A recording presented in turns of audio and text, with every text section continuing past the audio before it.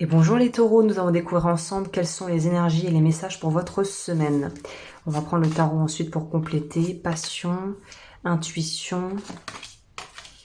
Ah voilà, donc vous c'est sur l'aspect plutôt sentimental, et si c'est pas sentimental, c'est vraiment un projet ou quelque chose qui vous tient à cœur.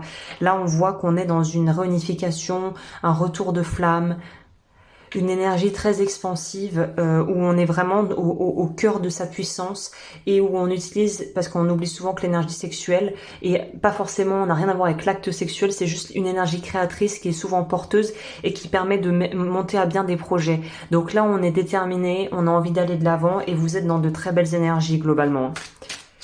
C'est très porteur, c'est très lumineux et c'est guidé aussi dans le sens où vous allez peut-être faire les choses de façon très carrée et cartésienne, mais c'est comme s'il y avait quelque chose en vous qui vous poussait à agir.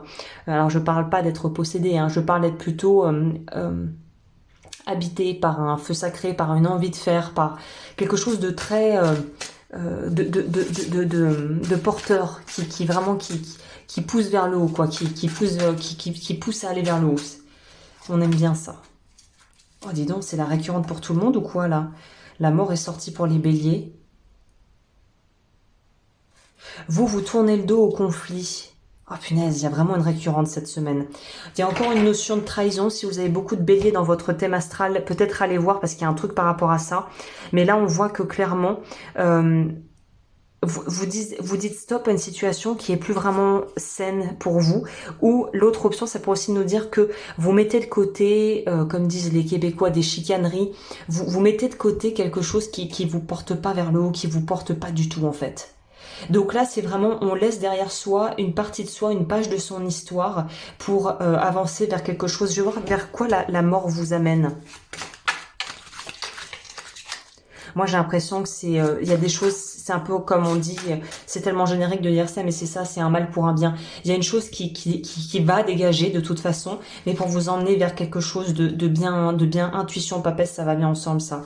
Roi de bâton avec la passion aussi, donc on vous emmène ailleurs. Donc si vous êtes en fin de relation, vous savez qu'il y a de l'eau dans le gaz avec quelqu'un avec qui vous êtes plus ou moins vaguement engagé ou pas vraiment d'ailleurs, ou que là on vous dit passe à autre chose. Clairement, si c'est en lien avec une relation qui est pas officielle et où ça bat un peu de l'aile, où on a l'impression que ça avance pas trop cette affaire, là les cartes ont plutôt l'air de dire que allez vers autre chose et n'ayez aucun regret. On va voir ce que vous conseille l'oracle.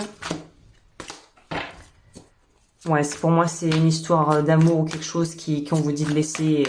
Si vous sentez que ça sert à rien de continuer, avancer, vous lâchez prise par rapport à ça. La permission représente la partie féminine du processus de guérison. Vous donner la permission de guérir vous permettra d'ouvrir en confiance le passage à votre inconscient. Ok. Très énigmatique ce tirage, mais il y a vraiment pour moi l'idée de lâcher quelque chose pour vous les taureaux.